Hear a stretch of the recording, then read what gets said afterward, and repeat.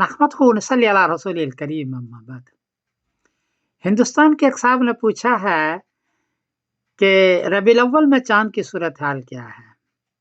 جواباً عرض ہے کہ 4 ستمبر بروز بدھ کو انڈیا میں چاند کو چاہیے ہے 10 ڈگری، برما میں 11 ڈگری، بنگلہ دیش میں 10 ڈگری، نیپال میں 9 ڈگری، کراچی میں 10 ڈگری، پشاور میں 8 ڈگری اور ایران میں 9 ڈگری ہے لیکن ایک کیٹیگری ہے۔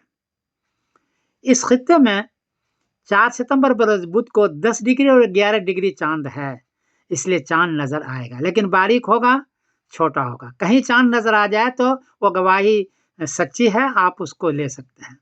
اور 4 ستمبر بروز بدھ کو چاند نظر آئے گا اور 5 ستمبر بروز جمعرات کو ربیع الاول کی پہلی تاریخ ہوگی انشاءاللہ۔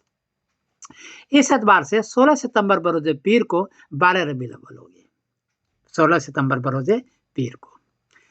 اطلاع عرض کر دوں کہ گرینچ کے سافٹ ویئر سے اور ساری نئی ٹیکنالوجی سے تحقیق کی گئی تو پتہ چلا کہ حضور پاک صلی اللہ علیہ وسلم کا وصال 12 کو نہیں ہے، 13 ربیع الاول کو ہے، کیونکہ حدیث کے اندر ہے کہ پیر کے دن آپ کی وفات ہوئی، حدیث کے اندر ہے، نص قطعی ہے، اور پیر کے دن ہر حال میں 13 ربیع الاول کو پڑتی ہے۔ 12 ربیع الاول کو اتوار کا دن ہے، 12 ربیع الاول کو اتوار کا دن ہے، تو اتوار کے دن تو آپ کی وفات ہے نہیں، اس لیے 13 ربیع الاول کو آپ کی وفات ہے، یہ تحقیقی چیز ہے۔ اس کے لیے سمیری